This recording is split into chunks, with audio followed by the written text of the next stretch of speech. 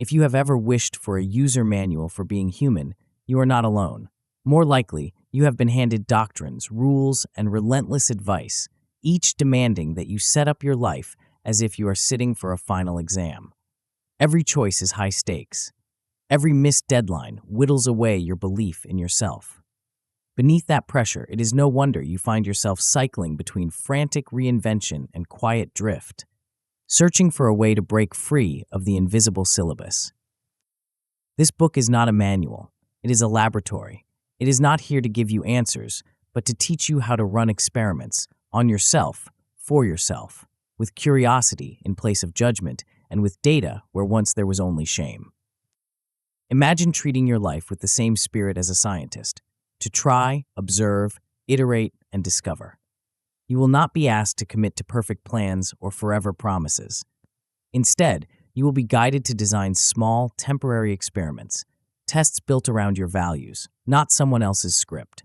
Along the way, you will learn to replace brittle judgments with flexible hypotheses, to externalize your wildest goals onto a living physical board, and to archive your efforts with a kind eye. The laboratory metaphor is not just a gimmick. It is an escape hatch from the myth that your worth is measured by unbroken streaks and permanent discipline. Inside these pages, you will meet new tools for shaping your actions, making decisions when exhausted, and gathering data that nurtures rather than bruises your sense of self. You will break your year into cycles, define what good means to you, and learn to invite allies who can observe and champion your process, not just your results. Most planning systems demand that you become someone new. LifeLab asks only that you become more yourself, equipped with the spirit and structure of ongoing experimentation. You do not need to wait for clarity or confidence before you begin. You only need to choose curiosity over the illusion of certainty and to step into the open space of the lab, where mistakes are not evidence of failure, but clues toward a life well-designed. If you are ready to exchange the paralysis of perfection for the momentum of iteration, your experiment starts here. Welcome to your Life Lab. Chapter 1. Enter the lab. Everything you have been told about planning your life is a lie designed to keep you paralyzed. You have been led to believe that a successful life is a linear path, a script written in permanent ink that you must follow without deviation. You are told to pick a career, pick a partner, pick a city, and pick a 5-year plan, and then execute that plan with robotic precision. If you falter, if you change your mind, or if the plan falls apart, the verdict is swift and brutal. You lack discipline, you are flaky, you are failing. This is why you feel a knot of anxiety in your chest when you look at your calendar. It is why you buy expensive planners that remain empty after February. It is why you hesitate to start that side project or fix your finances, because you are terrified that if you cannot do it perfectly forever, you shouldn't do it at all.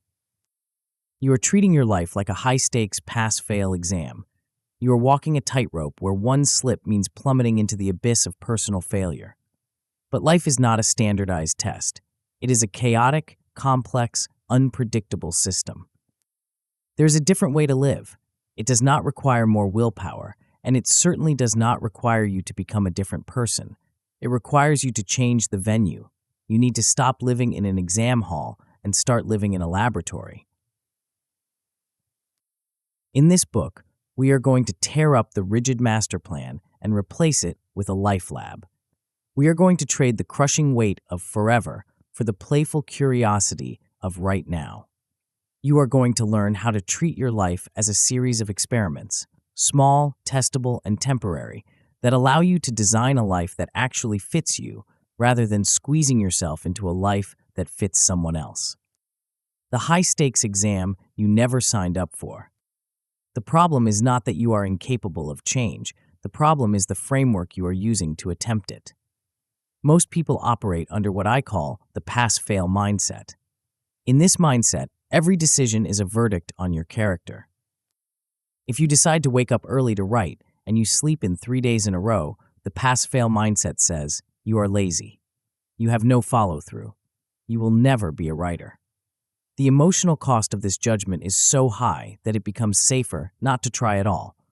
This is why procrastination is not a time management problem. It is an emotion management problem. You are not avoiding the work. You are avoiding the potential shame of failing at the work. This mindset creates a binary existence. You are either on the wagon or off the wagon. You are either a success or a failure. There is no middle ground for learning, no space for the messy reality of being human. This all-or-nothing thinking is a cognitive trap that keeps you locked in a cycle of panic and guilt. You make a massive, unsustainable push to change everything on January 1st, the panic phase. And when gravity inevitably pulls you back to your old habits, you collapse into the guilt phase. You look at other people who seem to have it all together and assume they have some secret reserve of discipline that you lack. You try to copy their routines. You read about a CEO who wakes up at 4 a.m. and takes ice baths, so you try to do the same. When it makes you miserable and exhausted, you blame yourself. But blindly importing someone else's productivity system is like wearing a stranger's prescription glasses. It doesn't matter how expensive the frames are. If the prescription doesn't match your eyes, you are going to get a headache and walk into a wall.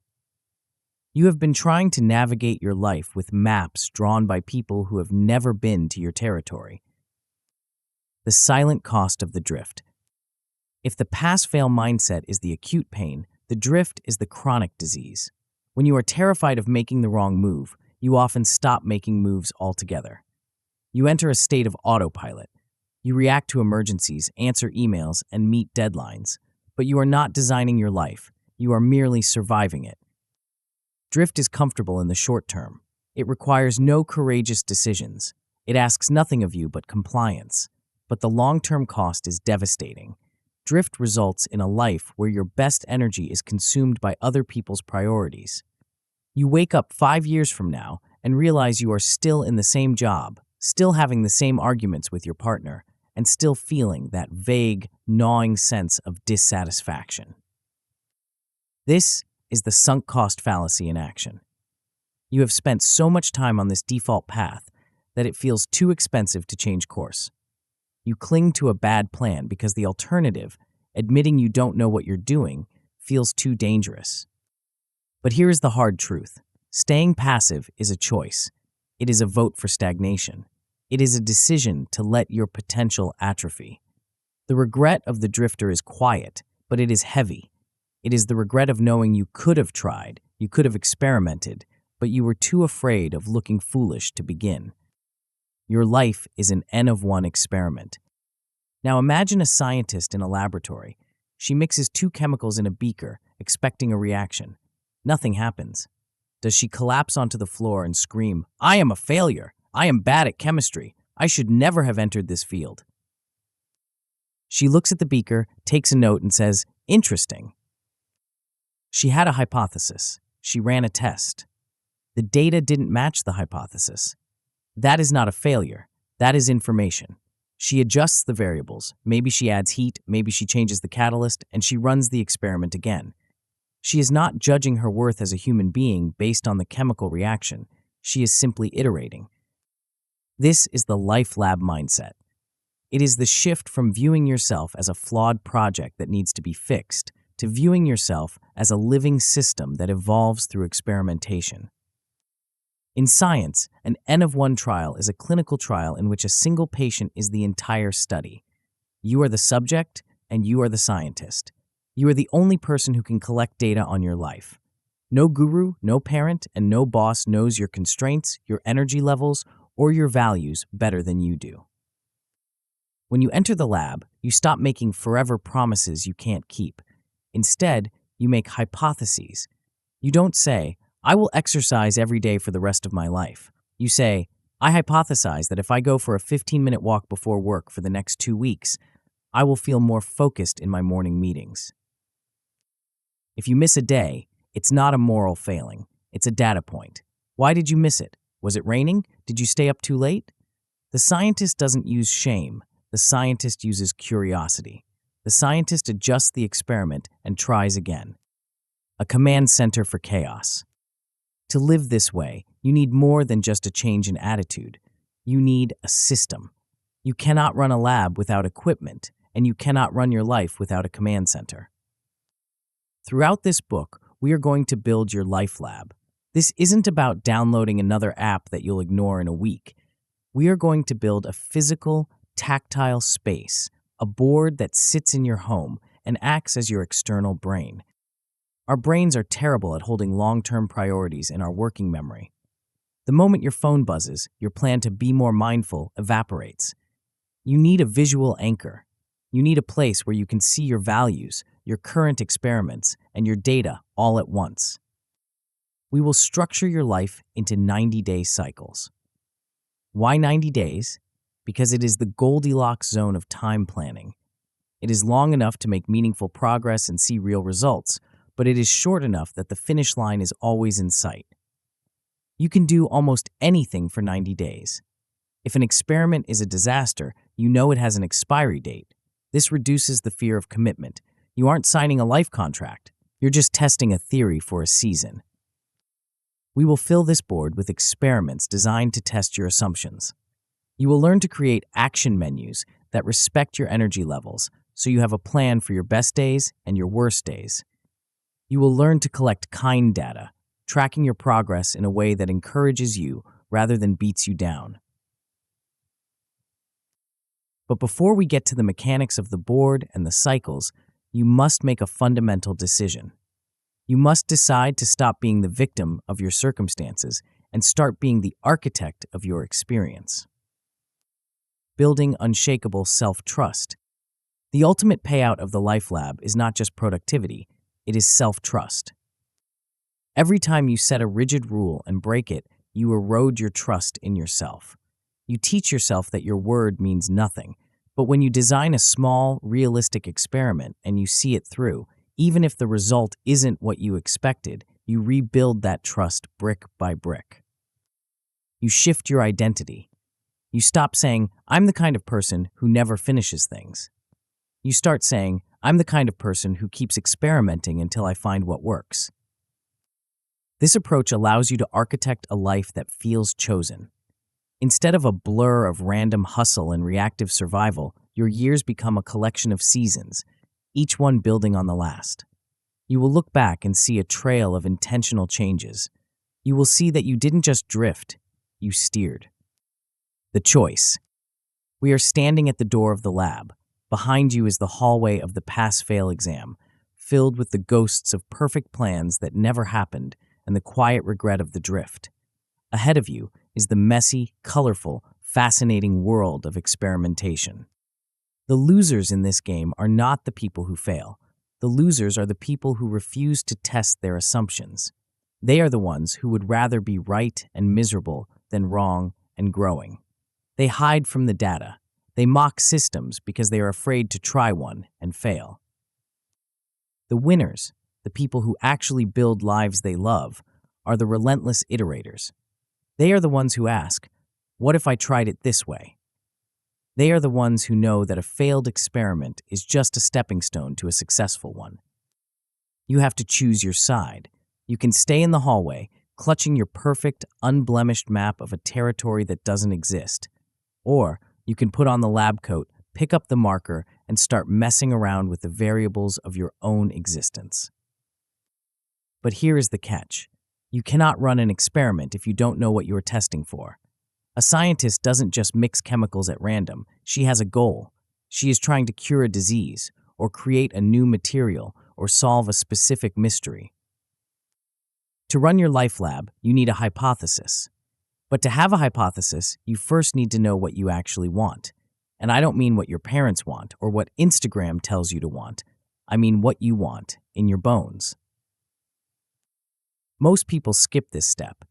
They start optimizing their schedule to be more efficient without asking if they are being efficient at the right things. They climb the ladder faster, only to realize it's leaning against the wrong wall. Before we can build your board or design your first experiment, we have to strip away the noise and locate the signal. We have to find the variables that actually matter to you. If you get this next part wrong, no amount of experimenting will save you. If you get it right, everything else becomes clear. Before we continue, make sure to subscribe to Grow to the Top and activate notifications to receive more self-improvement tips that will supercharge your growth. And make sure to give this video a thumbs up and share it with your friends. It really helps the channel grow. Thank you for your support. Chapter 2. Define the good. You are climbing a ladder.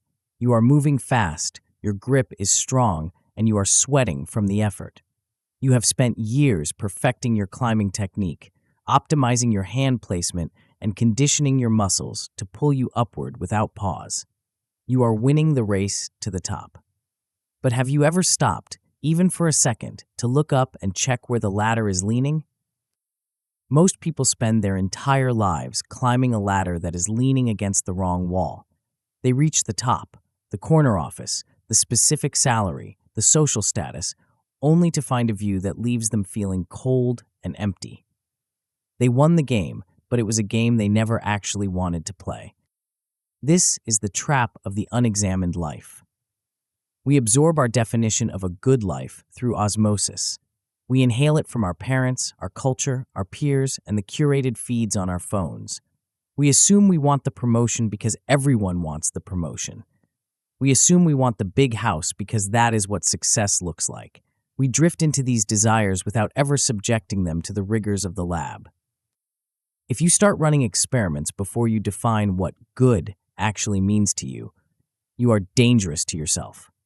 You might succeed in becoming more productive at a job you hate or more efficient at a routine that drains your soul. You will become a high-performance machine built for a purpose you do not believe in. In this chapter, we are going to stop the climbing. We are going to take the ladder down and lay it on the ground. We are going to define the variables of your specific, unique existence so that when you do start climbing again, you know exactly why you are doing it. We are going to turn vague, borrowed desires into concrete values that you can actually test. The trap of borrowed ambition. Living someone else's script is not just a philosophical problem, it is a strategic disaster. When your goals are inherited rather than chosen, your motivation is brittle. You rely on willpower to force yourself to do things you should do, rather than being pulled forward by things you deeply desire. This is why so many people burn out. Burnout is often less about the volume of work and more about the misalignment of that work with the person doing it. When you define your own version of the good life, you are creating a filter. In a laboratory, a scientist does not test every random chemical she finds on the shelf. She has a specific target. Your values act as that target. They tell you which experiments are worth your limited time and energy. If you value autonomy above all else, an experiment designed to get you a high-paying but micromanaged corporate role is a waste of data. If you value deep connection, an experiment that optimizes your schedule to the point where you have no time for spontaneous conversation is a failed design before it even begins. Real success is not about the optics, it is about congruence. It is the feeling that the person you are on the inside matches the person you are behaving as on the outside. When you achieve this alignment, you stop needing to fake motivation. You stop needing to hack your way into action. You simply act because the action makes sense to who you are. The myths that keep you chasing ghosts. Before we can find your truth, we have to clear away the lies. The biggest myth in life planning is that money or status are values in themselves. They are not. Money is a tool. Status is a resource. They are fuel for the car, but they are not the destination. If you optimize your life for fuel, you will end up with a full tank in a car that is parked in a garage you hate. You must look past the symbol to find the need. Why do you want the money? Is it for safety? For freedom? For the ability to be generous? Those are the values. The money is just the logistics. Another pervasive myth is that values are fixed, stone tablets that you discover once and obey forever. This makes people terrified to choose. They worry that if they pick adventure now, they are not allowed to crave stability later. But in the Life Lab, values are variables. They are like the sliders on a sound mixing board. You have many tracks: career, family, health, creativity, and you cannot have the volume cranked to maximum on every single track at the same time. If you do, you just get noise. Part of maturing is realizing that you can adjust these levels. You can run a season of stability where that value is turned up to 10 and adventure is turned down to 3. Then, 6 months later, you can adjust the mix. This isn't being flaky, it is being responsive to the season of life you are in. Finally, there is the paralyzing myth that big dreams require immediate, detailed maps.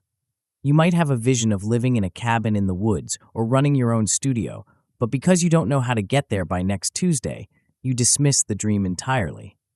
We need to reframe these big images. They are not instructions, they are compass points. They tell you where north is.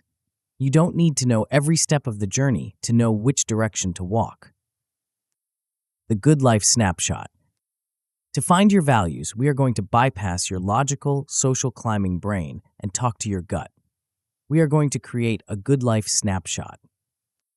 I want you to imagine a day in the future. But here is the constraint. It cannot be a vacation day. It cannot be a day spent sipping coconuts on a beach, because a life made entirely of vacation days is not a life. It is an escape. I want you to imagine a normal Tuesday. You have work to do. You have responsibilities. But in this version of the future, everything feels right. Sit down for 10 or 15 minutes and write this scene out. Don't focus on the brand of car you drive or the square footage of your house. Focus on the felt experience. How do you wake up? Do you wake up to an alarm or naturally? What is the first thing you do? When you sit down to work, how does it feel? Are you working alone in deep focus, or are you in a bustling room collaborating with people? Who do you eat dinner with? How does your body feel when you lay your head down at night? This snapshot is your raw data. It bypasses the shoulds and goes straight to the wants. When you read it back, you will notice that certain words or themes vibrate with energy. Maybe you wrote about a slow morning with coffee and a book. That points to a value of calm or intellectual nourishment. Maybe you wrote about solving a crisis with a team. That points to impact or leadership. This snapshot serves as your reference point. Whenever you are faced with a decision or a potential experiment, you hold it up against this picture. Does this new commitment move me closer to that Tuesday or further away? Extracting your core variables. Now we need to turn that narrative into data. Look at your snapshot and start circling the themes. If you described walking your kids to school and cooking dinner, circle family or connection. If you described building a product from scratch, circle creativity or mastery. Group these themes together until you have a list of 5 to 7 core values. You cannot have 20 values. If everything is a priority, nothing is a priority. You need to be ruthless. Ask yourself, if I had to drop this value for a season, would I feel deeply off? Would I feel like I wasn't myself? If the answer is yes, it stays on the list. Once you have your list, rewrite the definitions. Do not use the dictionary definition of success or freedom. Write what it means to you. Freedom might mean having control over my morning schedule. Wealth might mean not checking the price of groceries. When you define the variable in your own language, it becomes something you can actually test. But here's where the Life Lab approach differs from standard self-help. You are not going to try to honor all 7 values perfectly starting tomorrow. That is the pass-fail trap. Instead, you are going to choose 1 or 2 seasonal spotlight values. Look at your life right now. Where is the pain? Where is the friction? Maybe you feel chaotic and scattered. In that case, you might spotlight order or stability for the next 90 days. You are consciously deciding to turn that specific dial up. You are saying, for this cycle, I am optimizing for stability. My experiments will test hypotheses about how to create stability. The other values don't disappear. They remain as background standards, but they are not the main characters of this specific season. Tuning the dials. As you refine your values, you might hit a wall where you feel torn between 2 opposing desires. You want adventure, but you also crave security.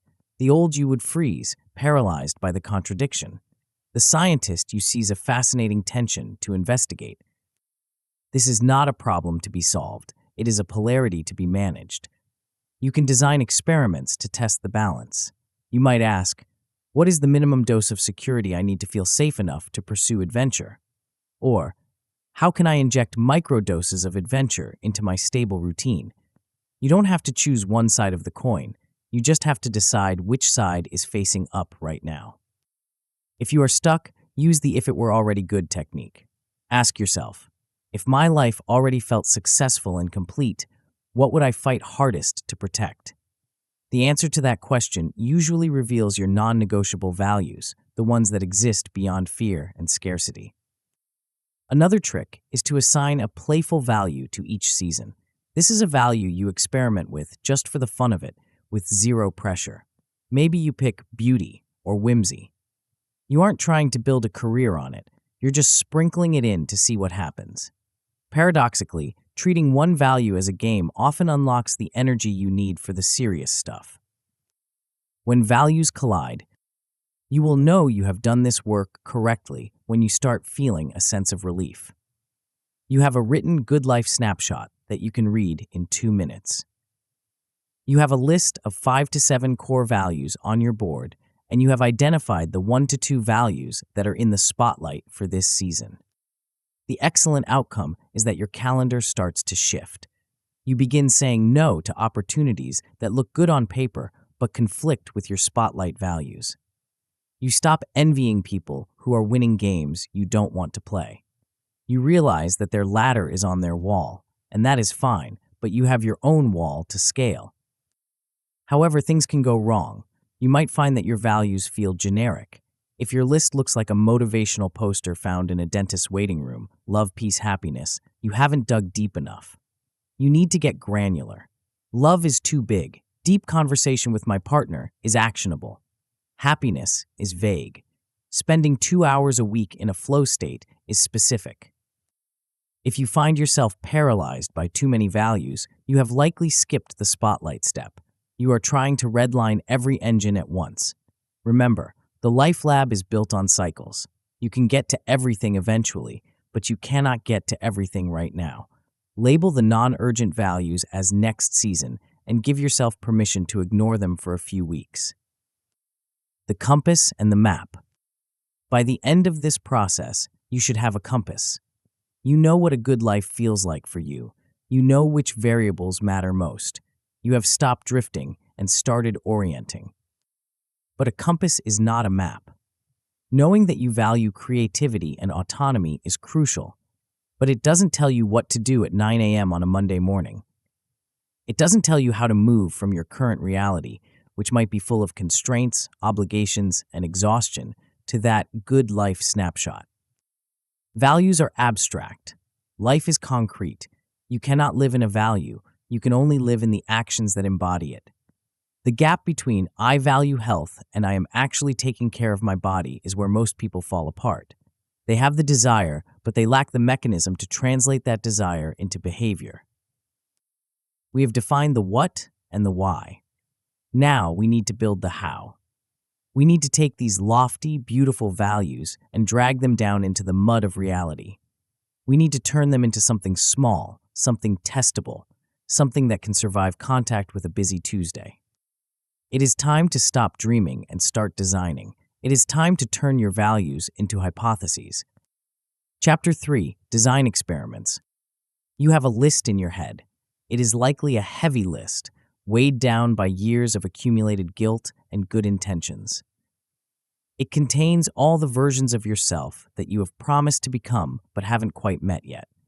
The version of you who is financially savvy, the version who writes every morning, the version who is deeply present with friends and never looks at a phone during dinner.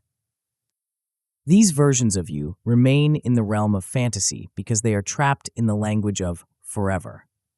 When you tell yourself, I'm going to be more organized, your brain hears a threat. It hears a permanent restructuring of your entire existence that requires infinite willpower. Your brain, which is designed to conserve energy, looks at that massive, vague command and hits the panic button. It freezes. This is why New Year's resolutions usually die by February. They are not designed for human beings. They are designed for robots. They assume that once you decide to change, you will simply execute that change perfectly every day until you die. We are going to dismantle that heavy list. We are going to take those vague, crushing desires and turn them into something light, sharp, and manageable. We are going to stop making promises we can't keep and start running tests we can't fail. Welcome to the design phase. This is where we turn your values into hypotheses. The alchemy of if and then. The bridge between a dream and reality is not discipline, it is a hypothesis. A dream says, I want to be a writer. A hypothesis says, if I write for 20 minutes before I open my email, I predict I will feel more creative and less reactive for the rest of the day. Notice the difference. The dream is a destination that feels miles away. The hypothesis is a specific mechanical action paired with a prediction. It is an equation, input plus duration equals predicted output. This shift in language changes everything. When you treat a behavior change as a test, you strip away the moral weight. If you try the writing experiment and you hate it, or you find that you are too groggy to write effectively, you haven't failed at being a writer. You have simply falsified a hypothesis. You have learned that this specific method doesn't work for your biology or your schedule. That is a win. That is data. To start designing, look at the values you identified in the previous chapter. Let's say you chose focus as a spotlight value. Focus is a noun. You can't do a focus. You need a verb. You need to ask yourself, what is one small specific knob I could turn in my life that might generate more focus? Maybe you hypothesize that your phone is the problem. Your experiment becomes, for the next 2 weeks, I will leave my phone in the kitchen from 8 p.m. until 8 a.m. The prediction is, I will sleep better and feel less scattered in the morning. This is an N of 1 experiment. You are the sample size. It doesn't matter if this works for a productivity guru in Silicon Valley. It only matters if it works for you. By framing it this way, you move from the paralyzing question of, am I good enough, to the practical question of, does this input produce the desired output? The power of the expiry date. The most terrifying word in the English language for a procrastinator is always. I will always keep my desk clean. I will always save 20% of my income. Always is a prison sentence. In the Life Lab, nothing is forever. Every experiment must have an expiry date. This is the safety valve that allows you to be brave. If I ask you to commit to a rigorous budgeting system for the rest of your life, you will likely find a dozen reasons not to start today. But if I ask you to try it for 14 days, just to see what happens, the resistance melts away. You can do anything for 14 days. Expiry dates do 2 things. First, they lower the activation energy required to start. You aren't signing a mortgage, you're renting an Airbnb. Second, they create a built-in review point. When the experiment expires, you are forced to stop and look at the data. You have to ask, did this work? Should I renew it? Should I tweak it? Or should I scrap it? This prevents the zombie habit phenomenon, where you keep doing something, or trying to do something, long after it has stopped being useful, simply because you think you should. In the lab, we kill the experiments that don't yield results. We thank them for the data, and we move on. The experiment cue. Once you start thinking this way, a new problem arises. You will want to test everything. You will want to fix your sleep, your finances, your relationships, and your creative output all at once. This is the overhaul trap.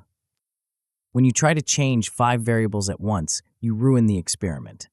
If you start waking up early, quitting caffeine, and starting a new project all in the same week, and then you feel terrible, you won't know which variable caused the crash. Was it the lack of sleep? The caffeine withdrawal? The workload? You have created noise, not signal. You need an experiment cue.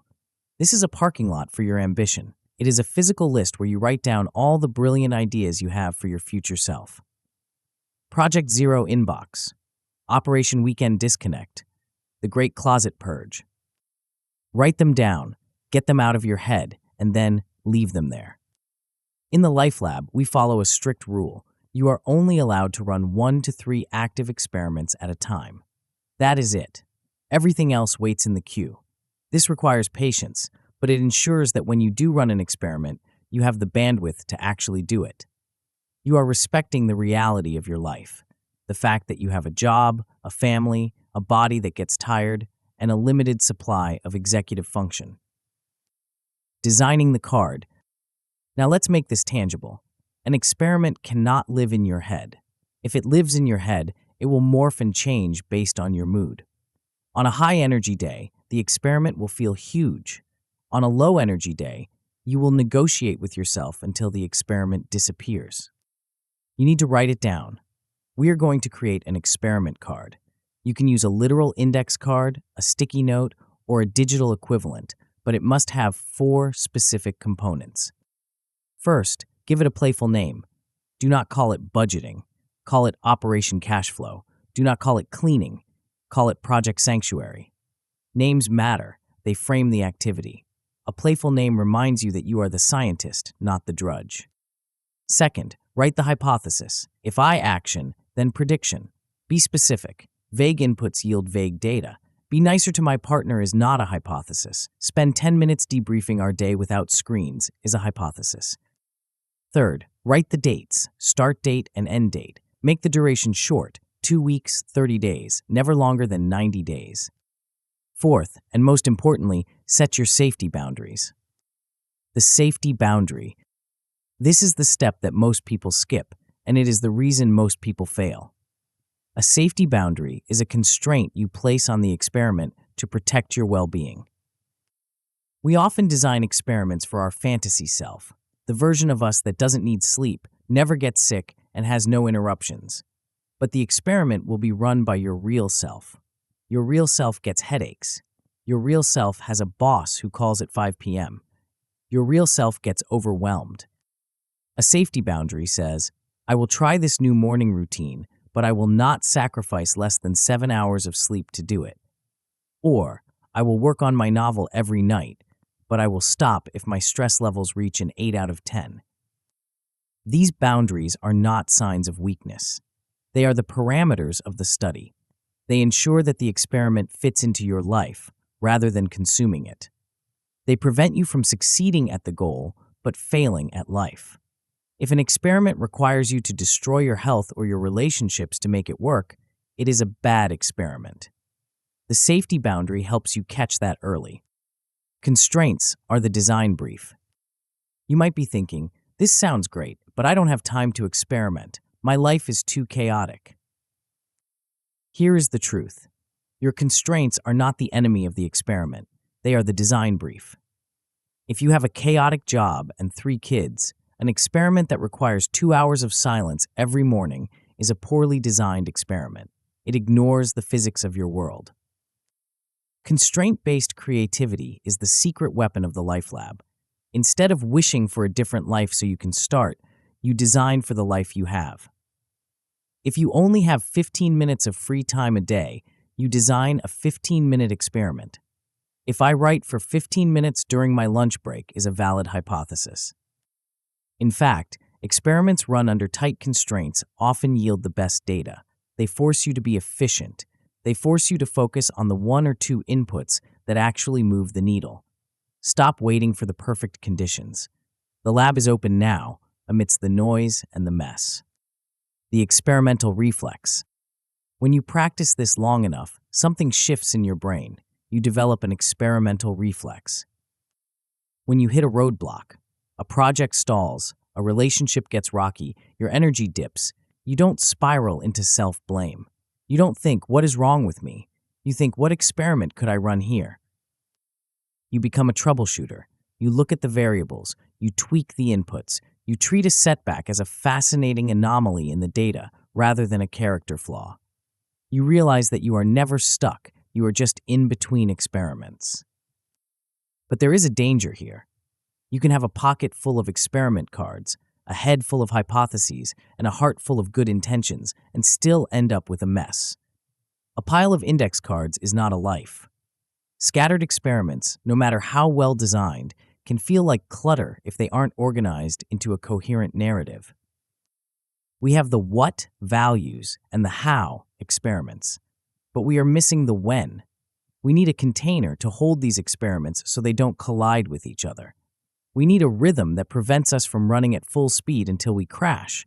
We need to stop thinking in days and start thinking in seasons. It is time to look at the calendar, not as a tyrant, but as a landscape. It is time to learn how to run the cycles. Chapter 4. Run the cycles. There is a phrase that kills more dreams than fear, laziness, or incompetence combined. It is a phrase you have likely whispered to yourself at 2 a.m., fueled by a sudden burst of motivation and self-loathing. That phrase is, "From now on." From now on, I will wake up early. From now on, I will be organized. From now on, I will never procrastinate again. The problem with "from now on" is that it implies forever. When you commit to a new habit or a life overhaul with an indefinite timeline, you are handing your brain a sentence of life without parole. Your brain, which is designed to conserve energy and seek safety, looks at this endless horizon of effort and rebels. It might cooperate for a week, maybe 2, but eventually the sheer weight of forever crushes your resolve. You miss one day, the streak is broken, the forever is tainted, and you quit entirely. This is the forever trap. It is the reason why New Year's resolutions are abandoned by mid-February. We try to sprint a marathon. We try to hold our breath for a lifetime. To run a successful life lab, we need to break the timeline. We need to stop thinking in terms of lifetimes and start thinking in terms of seasons. We need to replace the exhausting infinite with the manageable finite. We need to run cycles. The Goldilocks zone of time. If a lifetime is too long to plan for and a week is too short to see real change, what is the solution? The answer lies in the 90-day cycle. 90 days, or roughly 1/4 of a year, is the Goldilocks zone of human planning. It is long enough to build a habit, complete a significant project, or see the tangible results of an experiment. But crucially, it is short enough that the finish line is always visible. When you start a 90-day cycle, you are not promising to be a different person for the rest of your life. You are simply agreeing to run a specific set of experiments for a single season. This psychological shift is massive. You can do almost anything for 90 days. You can endure a strict budget, a challenging creative deadline, or a rigorous focus routine if you know exactly when it ends. This structure turns your life from a desperate, unending scramble into a series of distinct chapters. Instead of a blur of random hustle, your year becomes 4 linked seasons, each with a clear beginning, a clear middle, and most importantly, a clear end. Giving your season a name. A cycle is not just a block of time on a calendar, it is a container for your focus. To make it effective, you must give it a theme.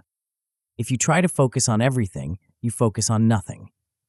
If you try to overhaul your finances, your career, your relationships, and your home organization all in the same 90-day window, you will crash. The cycle theme forces you to prioritize. Look at your values and your current pain points. What does this specific season of your life require? Maybe you have been pushing hard at work and feel burnt out. Your theme for the next cycle might be recovery and repair. In this season, your experiments will focus on sleep, boundaries, and saying no. Maybe you have a financial goal that is keeping you up at night. Your theme becomes financial offense.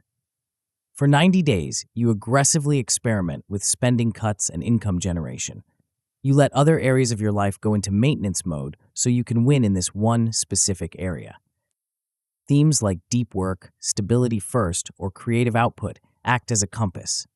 When a new opportunity or distraction pops up, you ask, does this fit the theme of the current cycle? If the answer is no, it waits for the next season. The power of the expiry date. In the Life Lab, every experiment comes with an expiration date. This is non-negotiable. When you write an experiment card, you write the date it begins and the date it ends. This expiry date is your safety net. It protects you from the drift. Without an end date, a habit that stops working just becomes a source of guilt. You keep doing it, or pretending to do it, because you think you should. You drag the corpse of a dead routine behind you for months. With an expiry date, you are forced to stop and evaluate. When the 90 days are up, the contract is void. You have to make a conscious choice to renew it. This prevents you from sleepwalking through your own life. It keeps your commitments fresh and intentional. This also destroys the fear of failure. If an experiment goes badly, you don't have to quit in shame. You just ride it out until the expiry date, collect the data, and then retire it. You didn't fail at life, you just ran a 90-day test that yielded a negative result. That is science, not tragedy. The art of the debrief. The cycle itself is powerful, but the magic happens in the gap between the cycles. This is the debrief. Most people never debrief their lives. They just keep stumbling forward, repeating the same mistakes, hoping for a different result. They rely on their memory to tell them how the last few months went. But human memory is flawed. We remember the peaks and the valleys, but we forget the process. We judge ourselves based on our mood in the moment, rather than the reality of our actions. At the end of every cycle, before you plan the next one, you must stop. You must sit down with your data and ask 4 simple questions. First, what worked? We are wired to overlook our wins. You need to force yourself to acknowledge the experiments that yielded good data. Did that new morning routine actually make you calmer? Did the spending freeze actually save you money? Write it down. Second, what didn't work? Be a cold clinical scientist here. Do not say I was lazy. Say, the experiment to write at 9 p.m. failed because my energy was too low. Identify the mechanical failure, not the moral one. Third, what surprised me? This is where the gold is. Maybe you learned that you actually hate working in silence, even though you thought you needed it. Maybe you learned that you need more social time than you predicted. These surprises are the clues to your true nature. Fourth, what is next? Based on this data, what do you keep? What do you tweak? What do you throw away? The myth of lost progress. There is a fear that holds people back from this cyclic approach. It is the fear that stopping means losing. You worry that if you pause a habit at the end of a cycle, you will slide back to square one. This is the all-or-nothing myth again. It assumes that life is a precarious climb up a slippery slope, and if you stop walking for 1 second, you will slide to the bottom. But skills and habits are durable. If you spend 90 days focusing on deep work and then shift your next cycle to focus on rest, you don't suddenly forget how to work. The neural pathways are still there. In fact, pausing a habit often strengthens it. It prevents the boredom and resentment that leads to burnout. When you return to a habit after a cycle away, you often come back with fresh energy and new perspective. Top performers in every field, athletes, musicians, writers, work in seasons. They have off seasons. They have training blocks. They do not try to peak all year round. They know that the only way to sustain high performance over a lifetime is to cycle their effort. How to execute the cycle. So, how do you actually do this? You start by looking at your calendar. You don't need to wait for January 1st. You can start a cycle on a Tuesday in March. Pick a start date and an end date. Mark them clearly. Choose your theme. Then, go to your experiment queue, that list of ideas you generated in the previous chapter, and pick the 1 to 3 experiments that align with your theme. Do not overstuff the cycle. Remember, you still have to do your laundry, go to your job, and feed yourself. The cycle experiments sit on top of your maintenance life. If you try to cram 10 new habits into a season, you will fail by week 2. Once the cycle is running, you need a pulse check. Every 3 or 4 weeks, do a mid-cycle check-in. This is a quick 10-minute review. Look at your experiments. Are they too hard? Too easy? Is life getting in the way? If an experiment is drowning you, change it now. Do not wait for the 90 days to end. If you committed to reading an hour a day and you are falling asleep after 10 minutes, change the experiment to 10 minutes. You are the scientist. You control the parameters. Adjusting the experiment mid-cycle is not cheating. It is calibrating. The archive of you. As you stack these cycles one after another, something incredible happens. You build an archive. You start to accumulate a history of what actually works for you. You will look back at a cycle from 2 years ago and see that stability first season where you finally fixed your sleep schedule. You will see the creative risk season where you launched that project. You will see the quiet season where you recovered from burnout. You stop being a person who flails around wondering why nothing sticks. You become a person who knows their own operating system. You know that you work best in the mornings because you tested it in cycle 4. You know that you need strict boundaries on social media because you proved it in cycle 7. You begin to trust yourself, not because you are perfect, but because you have the data. You have proof that you can set a direction, run a test, and learn from the result. But there is a practical problem we haven't solved yet. We have talked about values, experiments, and cycles. These are all concepts. They are software, but software needs hardware to run on. If you keep all of this in your head or buried in a digital app on your phone, you will forget it.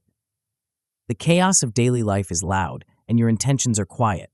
You will get a notification, or an email, or a crisis, and your beautiful 90-day plan will vanish from your working memory. You need something that can stand up to the noise. You need something you can see, touch, and interact with. You need a physical interface for your life. It is time to get your hands dirty and build the machine that makes this whole system work. Chapter 5. Build the board. You have likely spent years trying to organize your life inside a screen. You have downloaded the productivity apps, the complex project management tools, and the habit trackers that promise to gamify your existence. You spend hours setting them up, color-coding the tags, and inputting your deadlines. You feel a surge of control. And then, 3 weeks later, you realize you haven't opened the app since the day you installed it. The icon sits on your home screen, staring at you like a digital accusation. The notifications pile up until you disable them.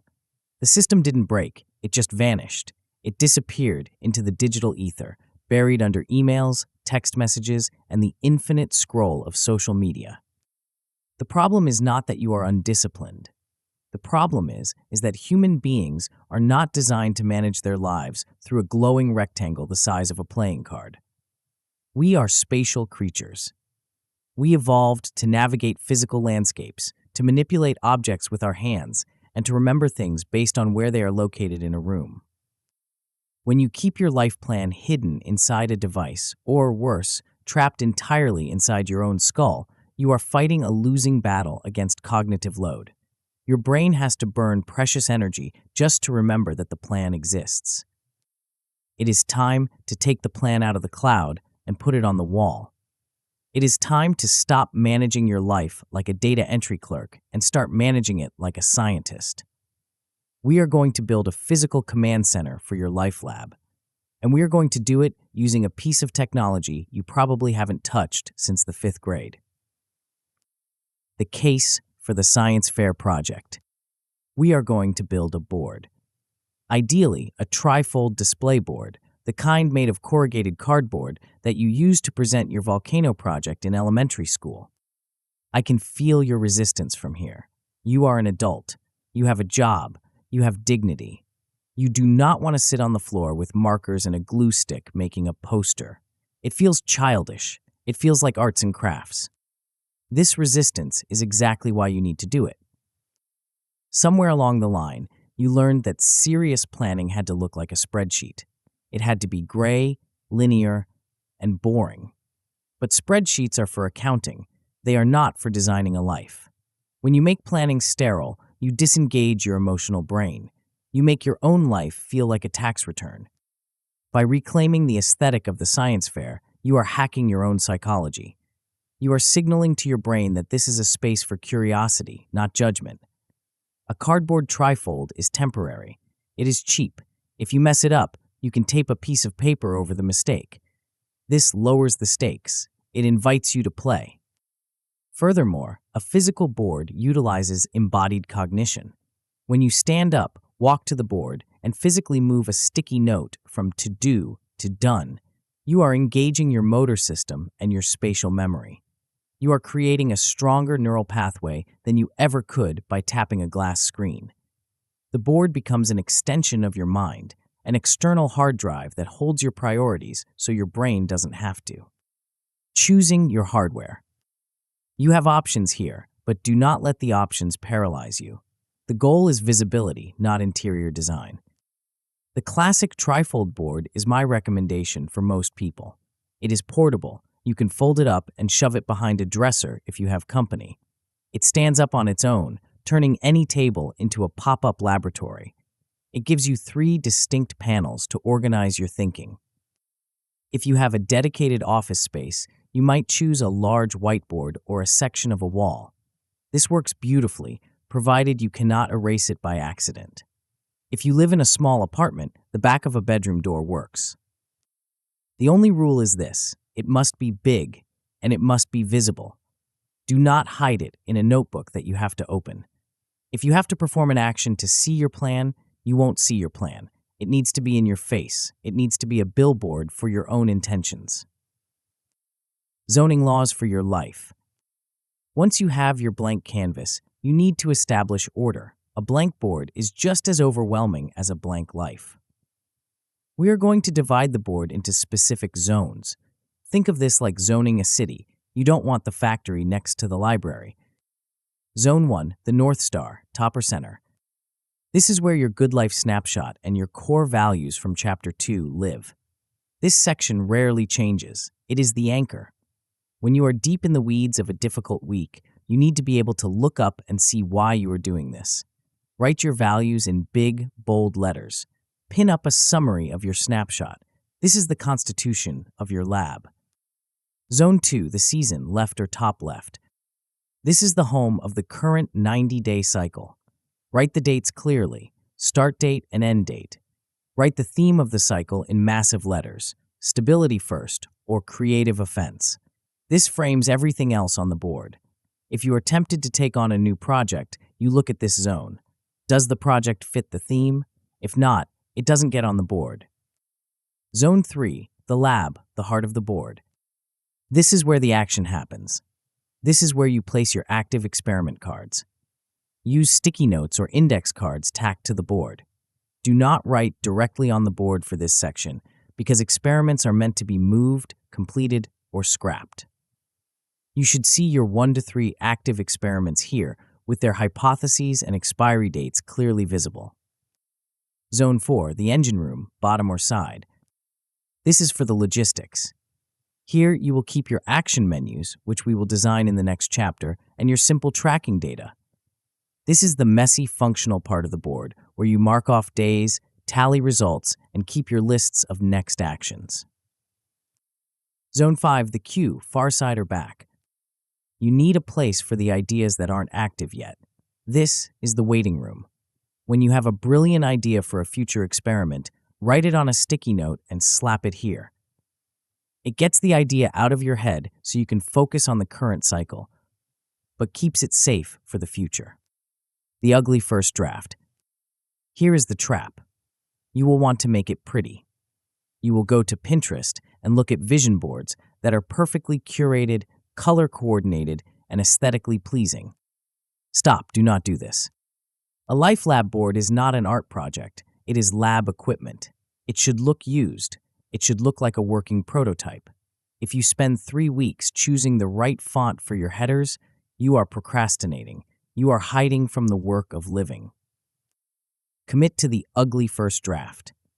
Grab a Sharpie and some cheap Post-its. Draw crooked lines to separate the zones. Write your values in your own handwriting, even if it's messy. The ugliness is a feature, not a bug. It reminds you that this is a living document. If it looks too perfect, you will be afraid to touch it. You will be afraid to mess it up with the chaotic reality of your life. Your board should look like a workspace, not a museum exhibit.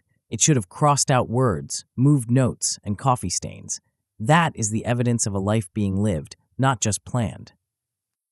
Activating the command center. You have built the board. It is sitting there, smelling of cardboard and marker fumes. Now, you have to make it part of your life. The biggest danger is that the board becomes wallpaper. You know how you stop noticing a painting that has been hanging in the same spot for years? Your brain is excellent at filtering out static visual information.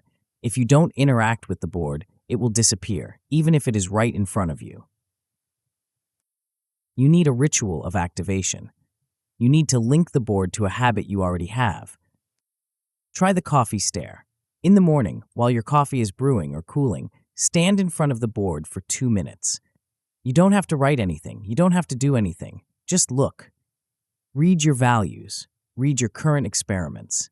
Remind your brain what game you are playing today. This tiny ritual primes your reticular activating system, the part of your brain that filters information. By looking at the board first thing, you are telling your brain, these things are important. Filter the day through this lens. When a new request comes in, an email asking for your time, a social invitation, walk to the board before you answer. Physically stand in front of it. Look at your this season zone. Look at your active experiments.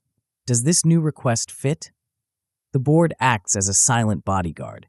It makes it much harder to say yes to the wrong things when your priorities are staring you in the face. When the board stops working, there will come a time, perhaps 3 weeks in, when you realize you haven't looked at the board in days.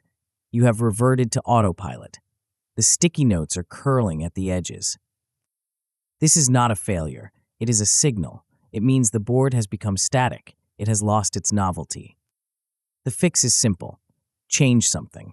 Move the board to a different wall. Change the color of the sticky notes. Rewrite the headers. The moment you change the visual input, your brain wakes up and notices it again. Or it might mean the board is cluttered.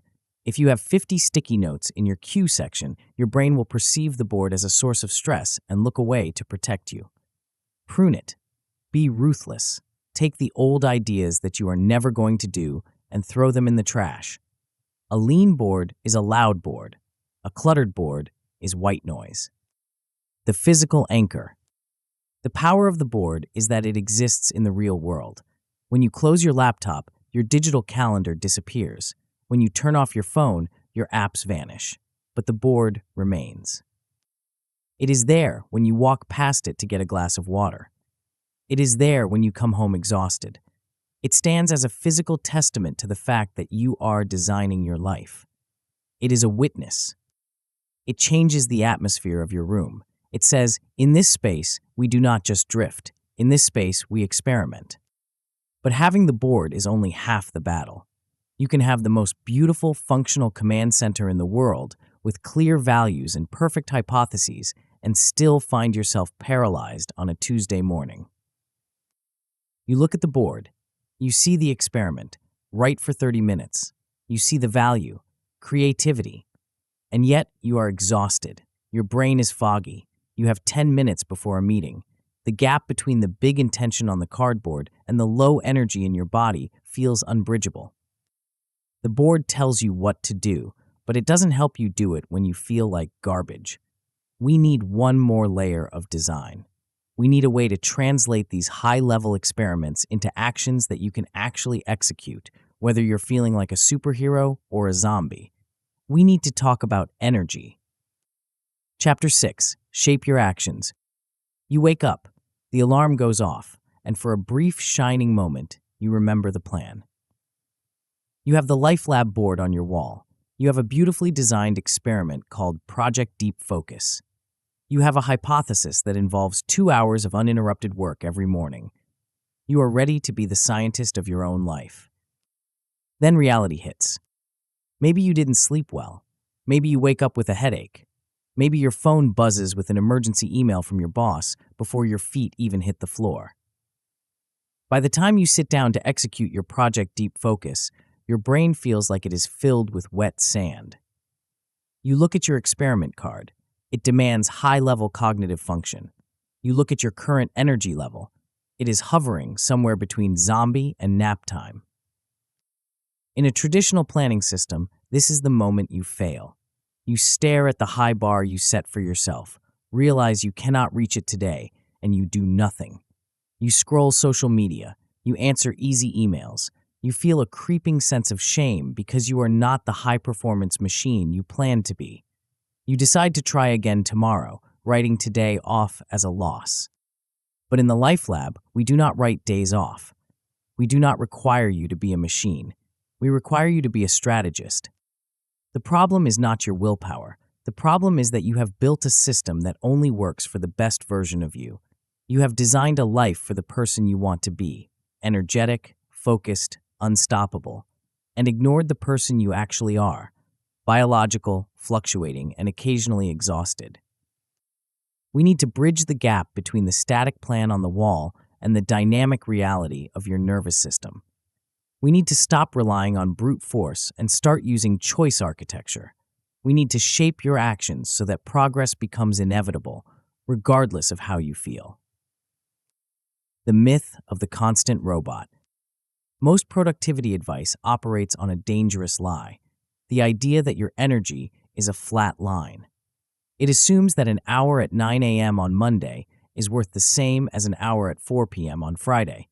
It assumes that if you care enough, you can summon the same level of output every single day. This is biological nonsense. Your energy is not a flat line. It is a wave. It is affected by your sleep, your hormones, your stress levels, the weather, and 1,000 other variables you cannot control. When you plan only for high-energy days, you are setting yourself up to fail roughly half the time. When you encounter a low-energy day, your rigid plan breaks. And because of the all-or-nothing mindset we discussed earlier, when the plan breaks, you interpret it as a personal failure. You think, I just can't stick to it. But what if the plan could bend? What if you had a menu of options that anticipated your exhaustion? Top performers are not robots who power through every barrier. They are architects who design their days so that they can still move the ball forward even when they are operating at 30% capacity. They don't rely on willpower to decide what to do in the moment. They pre-decide. They build menus. Decision fatigue is the enemy. The moment of action is the most fragile part of any experiment. You are sitting there, tired and distracted, trying to figure out how to execute Project Deep Focus. If you have to invent the action in that moment, you will likely lose. The brain burns glucose to make decisions. If you are already depleted, your brain will scream at you to choose the path of least resistance. It will steer you toward the television or the smartphone. We want to eliminate the need to think at the point of action. We want to separate the deciding self from the doing self. The deciding self is smart, strategic, and looking at the big picture. This is who you are when you are building your board. The doing self is often tired, reactive, and just wants to get through the day. Your job in this chapter is to have your deciding self create a menu for your doing self. When you walk into a restaurant, you don't have to invent a dish from scratch. You look at the menu, assess your hunger, and point. We are going to do the same for your experiments. Building the energy bands. For every active experiment on your board, we are going to create an action menu. This is a simple list of behaviors that count as doing the experiment. But we are not just going to list them randomly. We are going to sort them into 3 distinct bands: high energy, medium energy, and low energy. The high energy band. These are the actions you take when you feel unstoppable. You slept 8 hours, the coffee is working, and you are ready to conquer the world. These actions move the needle significantly. They are difficult, complex, and require intense focus. Example for a creativity experiment. Draft a new chapter. Paint for 2 hours, restructuring the entire project architecture. The medium energy band. This is your baseline. You feel okay. You aren't a superhero, but you aren't sick. You can get work done, but you need to be realistic. Example for a creativity experiment. Edit 3 pages. Sketch for 20 minutes. Research references. The low energy band. This is the most important section of the menu. These are the actions you take when you are drained, stressed, or overwhelmed. These are the survival mode actions. They must be so small, so easy, and so friction-free that you can do them even when you have a headache and 5 minutes of spare time. Example for a creativity experiment. Open the document and read 1 paragraph. Write 1 sentence. Organize the paintbrushes. The magic of the low energy band is that it keeps the experiment alive.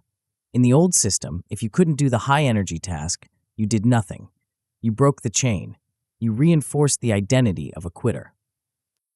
In the Life Lab, if you do a low energy action, you are still winning. You are still voting for the identity of a creative person. You are keeping the neural pathway open. You are maintaining momentum. A sloppy 5-minute session on a bad day is infinitely more valuable than a perfect zero. The I can method. When you write these menus, language matters. Vague tasks are the enemy of action. If you write work on project in your medium energy band, your brain will reject it because it doesn't know where to start. Use the phrase I can, followed by a specific, finishable physical action. Instead of contact network, write I can send one text to a former colleague. Instead of clean house, write I can clear the surface of my desk. The action must be small enough that you feel a tiny pull to do it, rather than a push to avoid it. If you look at an item on your menu and feel a tightening in your chest, it is too big. Break it down. Make it smaller. Your low-energy actions should be almost laughably easy. Put on my running shoes is a valid low-energy action for a fitness experiment. Even if you don't run, the act of putting on the shoes is a victory for the system. It reinforces the habit loop. And often, once the shoes are on, you might find you have the energy for a 10-minute walk after all. Action often creates energy rather than the other way around. Using the menu in the wild. Now let's look at how this plays out in your daily life. You have your board. You have your action menus pinned up in the engine room zone, Zone 4. It is Tuesday afternoon. You are dragging. You look at your board. You see your active experiment. Instead of beating yourself up for not being productive, you pause and do an energy check. Ask yourself, what band am I in right now? Be honest. If you are in the low band, do not try to force a high band action. That is a recipe for frustration and eventual burnout. Accept that you are in the low band. Look at the low energy column on your menu. Pick one thing. I can organize the paintbrushes. Do it, then stop. You have succeeded. You have gathered data. You have maintained the experiment. You can go to bed knowing you didn't abandon your plan. You adapted it. This approach eliminates decision fatigue. You didn't have to weigh the pros and cons of working versus resting. You didn't have to negotiate with yourself. The decision was already made by your deciding self. All you had to do was select the option that matched your reality. The trap of the hero complex. There is a voice in your head that will resist this. It is the voice of the hero complex. It will tell you that the low-energy actions don't count. It will tell you that unless you are suffering and sweating, you aren't making progress. This voice is a liar. It is the voice of the pass-fail mindset trying to sneak back into the lab. The hero complex wants you to believe that consistency is about intensity, but real consistency is about adaptability. The person who does a 5-minute low-energy action on their worst days will lap the person who does a 4-hour high-energy action once a month and then quits. You must train yourself to celebrate the low-energy wins. In fact, you should celebrate them more than the high-energy wins. It is easy to work when you feel great. It takes true commitment to do something small when you feel terrible. That small action is the ultimate proof that you are in charge of your life, not your mood. Pruning the menu. Your first draft of these menus will likely be wrong. You will put things in the medium band that actually require high energy. You will put things in the low band that are still too vague. This is why we are in a lab. Pay attention to the actions you avoid. If there is an item on your menu that you never pick, even when you are in the right energy band, that item is flawed. It is either too big, too boring, or not actually aligned with your values. Don't shame yourself for avoiding it. Fix the menu, break the task down further, make it more interesting, or delete it entirely. Your menu is a living document. It should evolve as you learn more about what you are actually capable of. If your menu becomes a cluttered list of 50 options, it loses its power. Keep it tight. 5 to 7 options per band is plenty. If you have too many choices, you reintroduce decision fatigue. You want just enough variety to feel autonomous, but not so much that you feel overwhelmed. Automaticity. The ultimate goal of shaping your actions is automaticity. After a few weeks of using these menus, you won't even need to look at the board. You will wake up, assess your energy, and instinctively know what fits. I'm tired today, so I'll just do the 5-minute review. I'm on fire today, so I'm going to tackle the deep work session. You stop fighting with yourself. You stop having the daily argument about whether or not to do the work. The question shifts from will I do this to which version of this will I do. This is freedom. It is the freedom of knowing that no matter what life throws at you, a bad night's sleep, a stressful meeting, a sudden cold, you have a play to run. You are never helpless. You always have a move. But there is a lingering question. You are running the experiments. You are picking the actions. You are adapting to your energy. But is it actually working?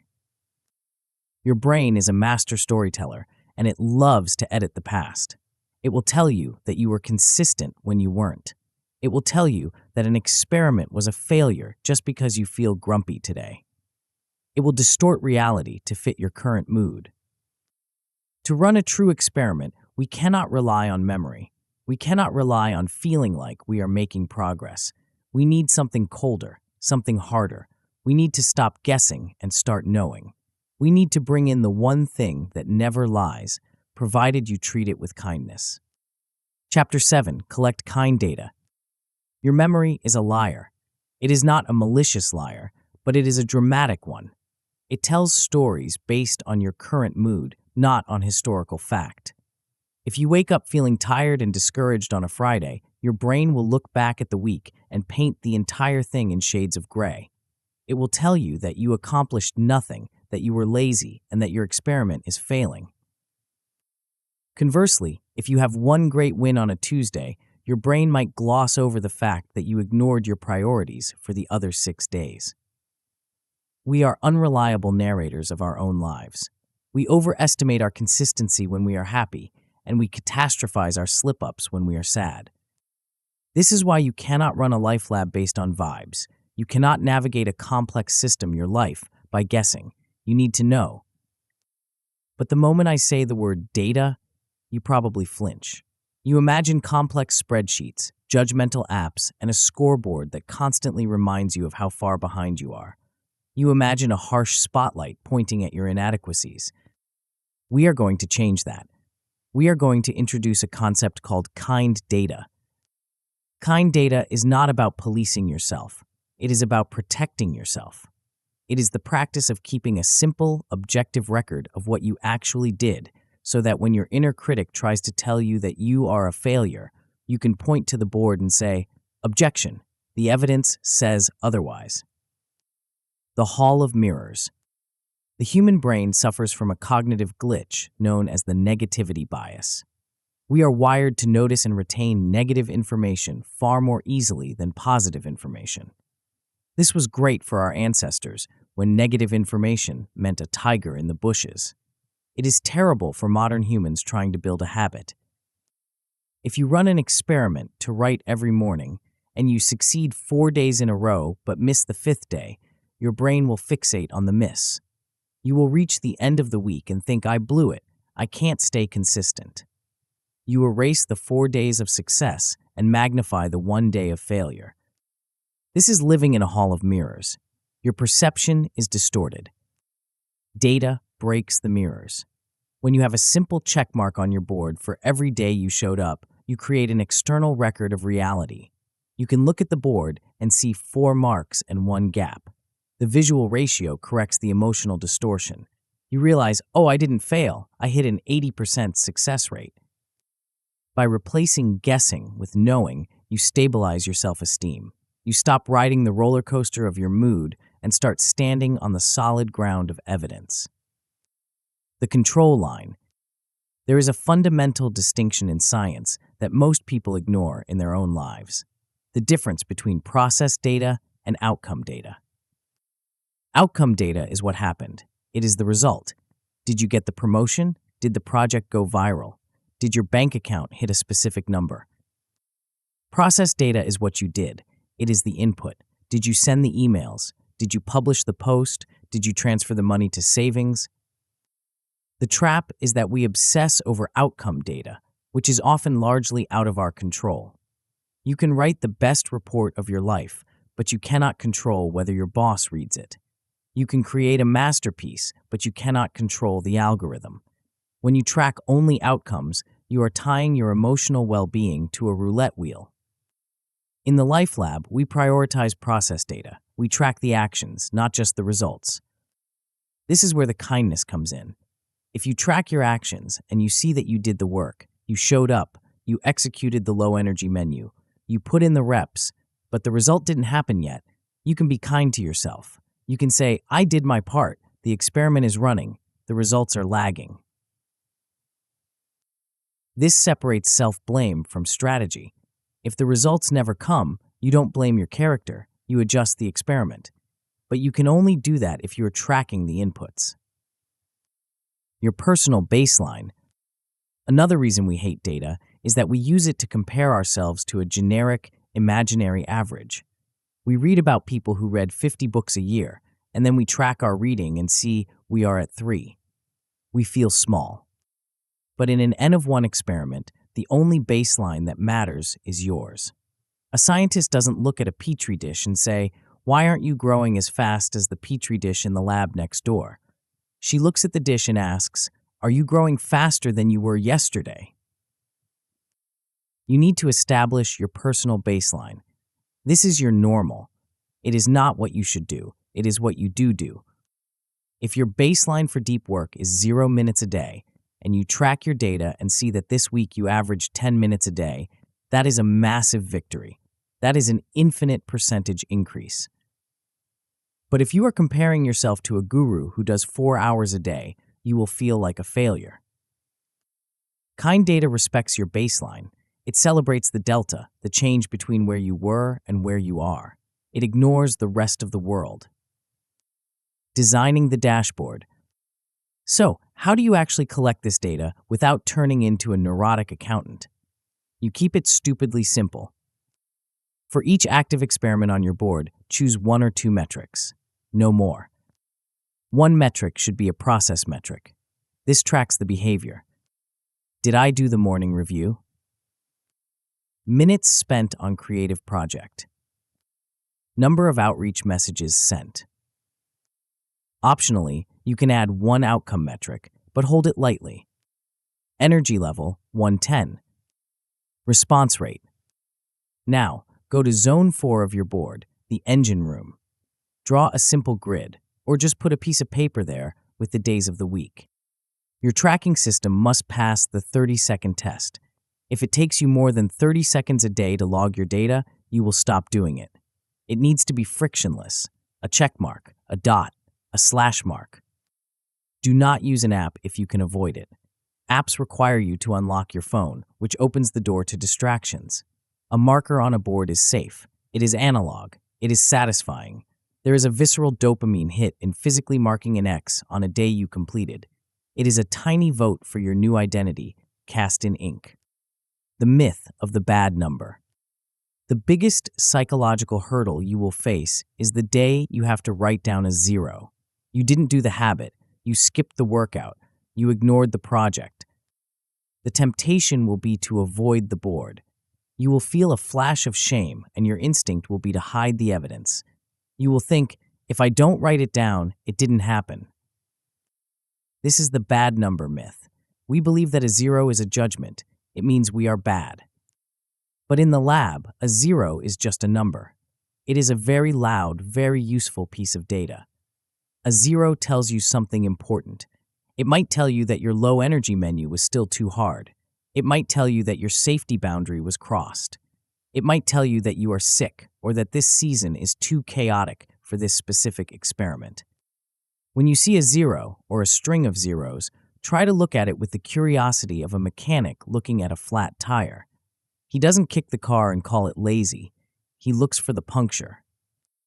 If you hide from the data, you cannot fix the puncture. You just keep driving on the rim until the wheel breaks. Writing down the 0 is an act of courage. It is you saying, I am willing to see reality so that I can design a better reality. The weekly scan. Collecting the data is useless if you never look at it. Data that sits in a notebook and gathers dust is just clutter. You need to close the loop. Once a week, perhaps during your Sunday planning or your Monday morning coffee ritual, stand in front of your board and do a weekly scan. This is not a deep analysis, it is a quick glance. Look at the marks. Look for the clusters. What's up? Look for the streaks. Where were you consistent? What was happening on those days? Did you sleep better? Did you have less meetings? What's down? Look for the gaps. Did you miss 3 days in a row? Why? Was it a specific trigger? Did you travel?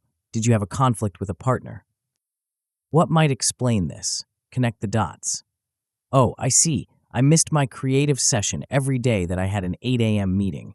The experiment design is flawed. I can't do mornings on those days. This is the payoff. You are not judging yourself. You are debugging your life.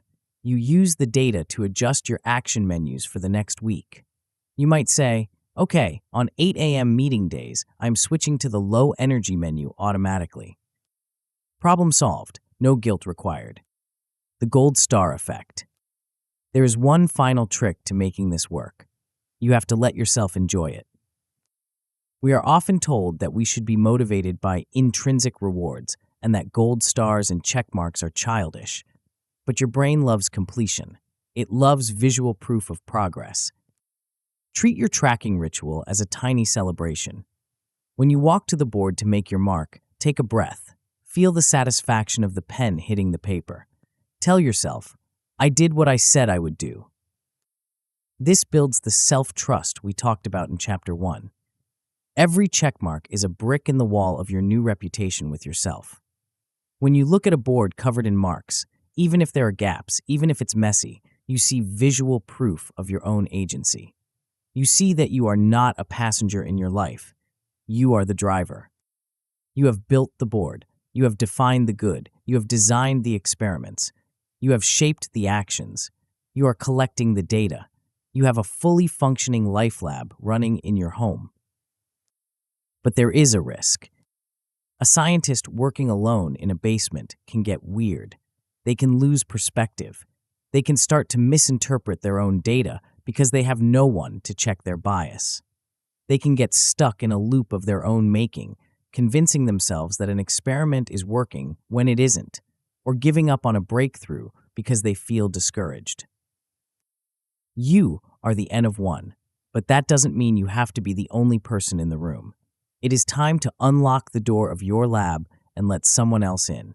It is time to find a witness. Chapter 8. Recruit Lab Partners. There is a persistent romantic image of the scientist that has done terrible damage to our understanding of progress. It is the image of the lone genius, the disheveled figure working late into the night in a basement lab, muttering to themselves, surrounded by bubbling beakers, utterly isolated from the world until the moment they emerge with a breakthrough. This image is a lie. Real science is not a solo sport. Walk into any actual laboratory and you will see a hive of activity. You will see researchers comparing notes, peer-reviewing data, and arguing over interpretations. You will see teams. Science relies on the fundamental truth that a single human brain, no matter how brilliant, is prone to bias, exhaustion, and tunnel vision. We need other eyes on our work to keep us honest and to keep us moving. Yet, when it comes to planning our lives, we default to the basement strategy. We treat our goals as shameful secrets. We hide our experiments. We try to fix our habits, our careers, and our internal worlds in total isolation, terrified that if anyone sees the messy process, they will judge us. We try to be the lone genius, but we usually end up just being lonely. You have built your board. You have designed your experiments. You are collecting your data. But if you keep this entire system locked inside your house where no one else can see it, you are operating with a dangerous handicap. You are trying to debug your own code while you are running it. It is time to unlock the door. It is time to invite someone in. You do not need a boss, and you certainly do not need a guru. You need a lab partner. The mirror problem. The primary reason you cannot run a life lab entirely alone is what I call the mirror problem. You cannot see your own back. No matter how self-aware you are, you have blind spots. You have patterns of behavior, ways you sabotage yourself, excuses you make, strengths you undervalue, that are invisible to you because you are swimming in them every day. When you are stuck in a loop, your brain will tell you that you are hitting a wall. A lab partner can look at the same situation and tell you that you are actually pushing on a door that says pull. This is not about weakness. It is about geometry. A second perspective provides triangulation. When you share your experiment design with someone else, you are forced to articulate your logic.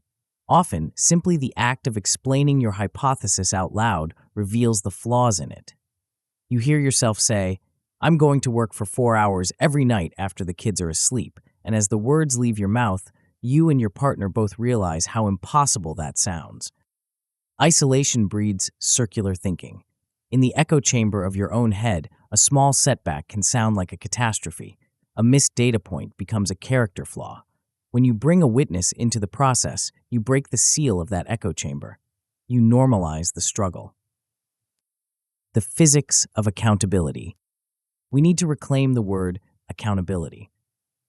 For most of us, this word carries the heavy metallic taste of judgment. We associate accountability with being called into the principal's office or having a boss demand to know why a project is late. We think accountability means getting in trouble. In the Life Lab, accountability is simply the physics of being observed.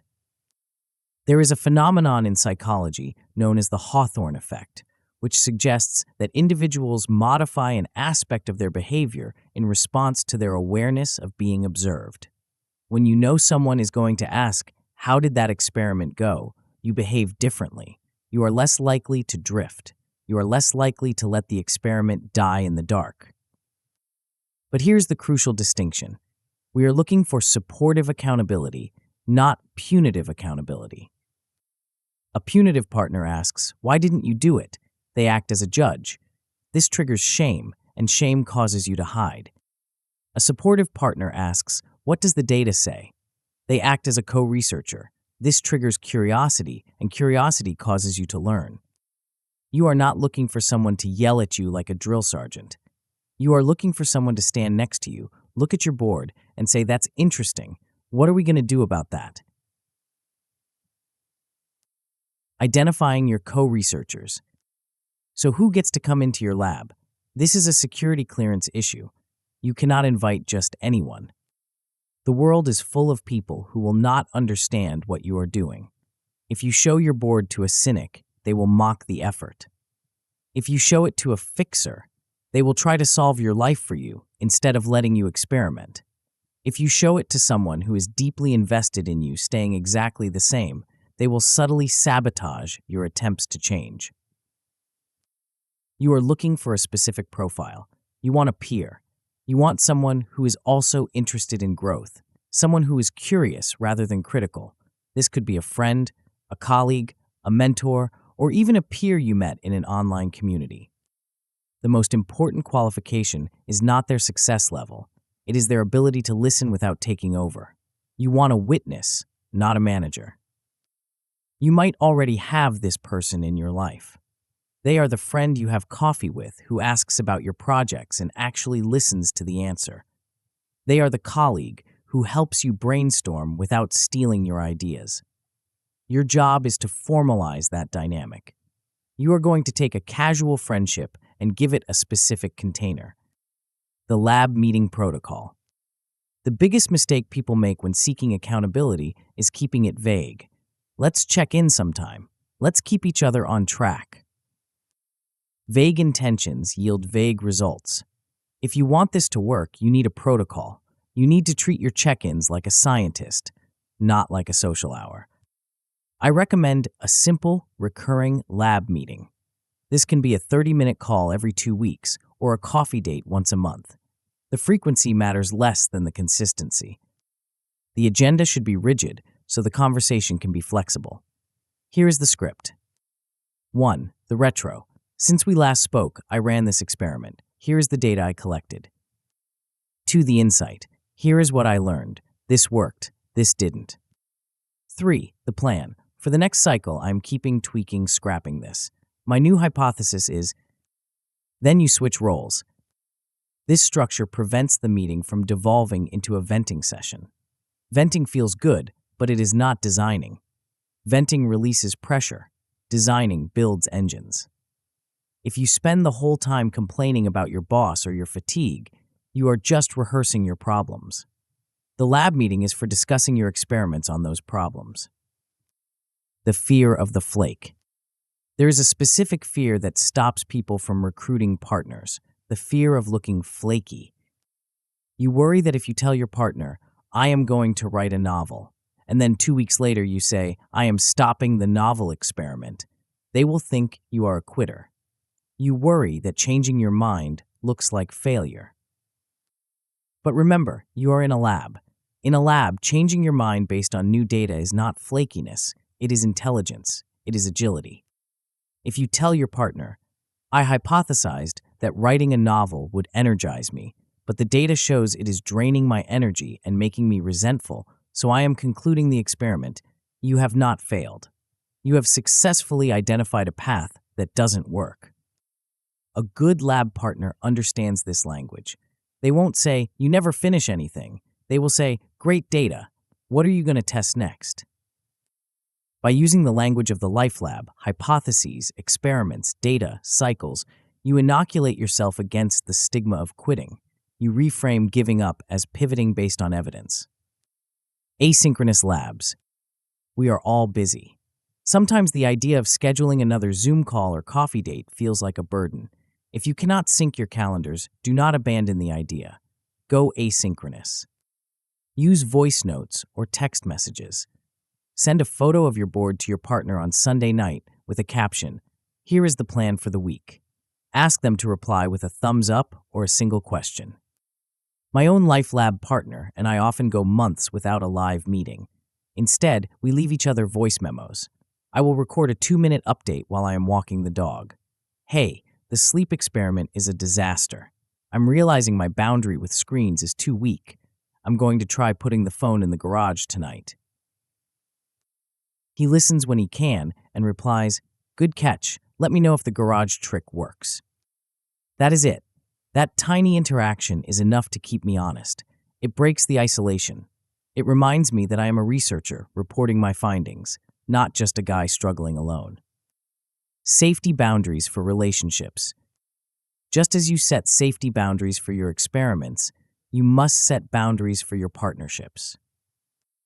The most important rule is questions, not advice. When your partner shares a struggle, your instinct will be to solve it. You will want to say, "You should try this app," or "You need to wake up earlier." Resist this. The moment you give advice, you take ownership of their experiment. If they follow your advice and it fails, they blame you. If they don't follow it, you feel ignored. Instead, ask questions. What made that hard? What does the data suggest? What is the smallest step you could take? Encourage each other to think, not to obey. You are peers. You are two scientists working at adjacent benches, occasionally looking over to say, "Nice work," or "Have you tried adjusting the heat?" Also, agree on what is off limits. If you are experimenting with your finances but don't want to share specific numbers, say that. "I will tell you if I hit my savings goal, but I won't tell you the total amount." That is a valid boundary. Psychological safety is the soil in which these experiments grow. If you feel judged or exposed, you will stop sharing the real data and the partnership will become a performance. The network effect. When you successfully recruit a lab partner, the effect is multiplicative. You don't just get accountability, you get cross-pollination. You will see your partner try an experiment that you never thought of. You will watch them struggle with a value conflict and learn from how they resolve it. You will borrow their courage. I have seen people who were stuck for years suddenly unlock massive progress simply because they saw their partner try something bold. If they can run a scary experiment, maybe I can too. Your Life Lab becomes a node in a network. You are no longer just fixing your own life. You are participating in a culture of experimentation. You are helping to build a pocket of the world where it is safe to try, safe to fail, and safe to learn. The final integration. We have covered a lot of ground. We have built the board, defined the values, designed the experiments, shaped the actions, collected the data, and recruited the team. You have all the components of a fully functional system. But a system is just a machine. A machine sits there until it is turned on. And even when it is turned on, a machine doesn't have a soul. It doesn't have an identity. You can do all of these steps. You can follow the instructions perfectly and still feel like you are just acting the part. You can still feel like deep down you are the same person you were when you started, just with more sticky notes on your wall. To make this stick, to make it permanent, we need to move beyond the mechanics. We need to talk about the fundamental shift in who you are. We need to talk about what happens when you stop treating this as a project to be finished and start treating it as a permanent state of being. There is one final level to unlock. It is the difference between doing the lab and becoming the scientist. It is the shift that allows you to walk into any room, any crisis, and any future with total confidence, not because you have the answers, but because you know how to find them. Chapter 9, Life in Beta. There's a term in software development that most people misunderstand. The term is beta. When a piece of software is in beta, it means it is functional but not finished. It is out in the world, being tested by real users, but the developers know it still has bugs. It is still crashing. It is still evolving. Most of us treat the concept of beta with disdain. We want the gold master version of ourselves. We want to be the finished product. The version of us that is perfectly disciplined, perfectly wealthy, perfectly calm, and never makes a mistake. We spend our lives hiding our bugs, terrified that if anyone sees them, they will realize we are defective. We delay launching our projects, our relationships, and our dreams because we are waiting for that magical day when we are finally ready. But here is the secret that the best designers know. The gold master never comes. In a complex, changing world, a static, finished product is a dead product. The only way to survive and thrive is to stay in permanent beta. To live life in beta is to accept that you are never done. It is to accept that your current routine, your current career, and even your current values are just the latest version of the software. They are the best you can do right now, based on the data you have. But tomorrow, you will get new data. And when you get new data, you will ship an update. This is not a sign of failure. It is a sign of vitality. The Life Lab is not a system for fixing a broken person. It is a framework for operating a growing one. The architecture of a self-correcting life. We have covered a lot of ground in these pages. We started by tearing down the pass-fail mindset that has kept you paralyzed. We replaced it with the curiosity of the scientist. But a mindset is just a ghost if it doesn't have a machine to run on. Over the last 8 chapters, we have built that machine.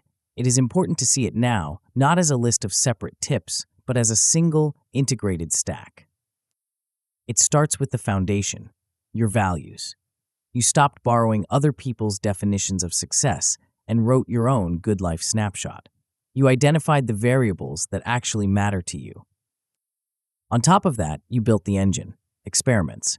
You stopped making vague promises and started designing specific time-bound tests with clear hypotheses. You gave that engine a container, the cycle. You rejected the endless slog of forever and embraced the rhythm of the 90-day season, allowing you to focus, sprint, and recover. You built a user interface, the board. You took your plans out of the invisible cloud and made them physical, creating a command center that you can see and touch. You designed the controls, action menus. You acknowledged that your energy fluctuates, and you built high, medium, and low energy options so you can keep moving forward even on your worst days. You installed the sensors, kind data. You stopped guessing and started tracking, using simple marks to separate what you did from what happened. And finally, you opened the doors, lab partners. You brought in witnesses to break the echo chamber and turn isolation into community. If you remove any one of these layers, the structure wobbles. Without values, your experiments are aimless. Without data, your experiments are just guesses. Without the board, you forget the plan. But when they are all working together, they form a self-correcting system. When life knocks you off course, and it will, you don't have to panic. You just look at the machine, see which light is blinking red, and make an adjustment. The infinite loop. The heartbeat of this entire system is a simple 6-step loop. It is the engine that drives every chapter we have discussed. Notice, hypothesize, design, reflect, adjust. You will use this loop for the rest of your life. You will use it when you feel stuck in your career. You will notice the friction. You will hypothesize that you need a new skill. You will design an experiment to learn it. You will run the test. You will reflect on the data, and you will adjust your career path. You will use it when your relationship feels stale. You will notice the distance. You will hypothesize that you need more dedicated time together. You will design a date night experiment. You will run it. You will reflect on whether it brought you closer. You will adjust. This loop changes your identity. You stop being a performer who is terrified of getting a bad grade. You become a learner who is hungry for data. When a performer fails, they collapse. They think, I am not good enough. When a learner fails, they pivot. They think, that hypothesis was incorrect. What is the next one? This shift grants you a superpower, resilience without numbness. You can care deeply about your life without being destroyed by the setbacks. You can look at a failed project not as a tombstone, but as a tuition payment. You paid for the lesson. Make sure you get the learning. Diplomacy through design. One of the most surprising side effects of the Life Lab is what it does to the people around you. When you change how you relate to yourself, you inevitably change how you relate to others. Most relationship conflict is a battle of rigid certainties. I know I am right, you know you're right. We argue until one of us submits. But when you live in beta, you stop trying to be right. You start trying to find what works. Imagine replacing your next argument with an experiment. Instead of fighting about whose turn it is to do the chores, you say, I have a hypothesis that if we try this specific schedule for 2 weeks, we will both feel less resentful. Can we run that experiment? This diffuses the bomb. It moves the conversation from a moral battleground to a shared laboratory. It acknowledges that neither of you knows the perfect answer, but both of you are willing to test solutions. Furthermore, doing your own values work makes you a clearer communicator. You stop expecting your partner or your friends to read your mind. You can say, right now, I am in a season where I am prioritizing stability. That means I need to say no to this trip. It's not about you. It's about the experiment I am running. People respect clarity. They might be disappointed, but they respect the logic. And perhaps most importantly, when you have your own system for managing your chaos, you stop spilling that chaos onto everyone else. You become a steadier friend. You become the person who doesn't need constant reassurance because you have your own data. You become the person who can listen to someone else's crisis and ask, that sounds hard. What experiment do you think might help? Attach the compound interest of self-knowledge. The first cycle is always the hardest. You will feel awkward. You will forget to track. You will design experiments that are too big and crash into your safety boundaries. That's normal. That is the activation energy. But if you stay with it, something magical happens around the third or fourth cycle. The friction starts to drop. You start to know your own operating system. You learn that you are useless before 8 a.m., so you stop designing morning experiments. You learn that you need a full day of recovery after a big deadline, so you build that into your plan. You learn that you respond better to visual tracking than digital tracking. This is the compound interest of self-knowledge. Every experiment you run, whether it succeeds or fails, deposits a nugget of truth into your archive. Over time, you stop wasting energy on strategies that don't fit your biology. Your plans become sharper. Your predictions become more accurate. You start to architect your life on purpose. You look back at the last year, and you don't see a blur. You see chapters. You see the season of health. You see the season of the side hustle. You see the season of rest. You see a narrative that you wrote rather than one that happened to you. The Monday Morning Protocol. So, where do you go from here? You have read the book, you understand the theory, But theory without action is just entertainment. You do not need to wait until you have the perfect trifold board. You do not need to wait until the first of the month. You do not need to wait until you feel ready. Here is your protocol for right now, today. First, take out a single sheet of paper. Write your good life snapshot. Spend 10 minutes describing a Tuesday that feels right. Underline the values. Second, pick one value, just one.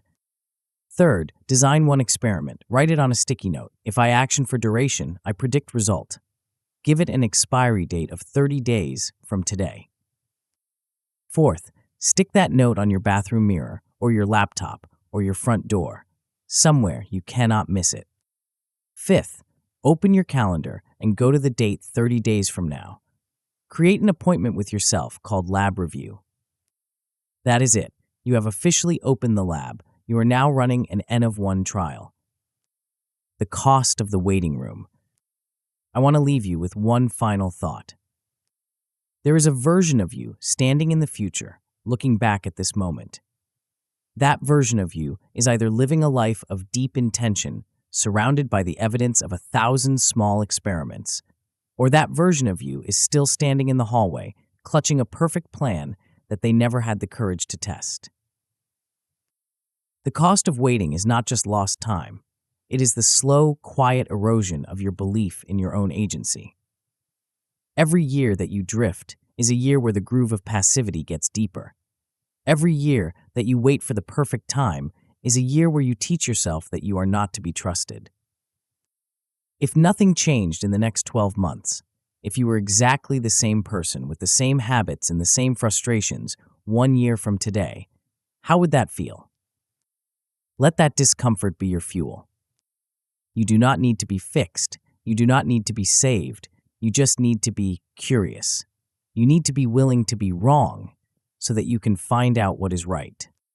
The door to the lab is open. The equipment is ready. The variables are waiting for your hands. Put on the coat, pick up the marker. Your life is in beta, and the next update is going to be extraordinary.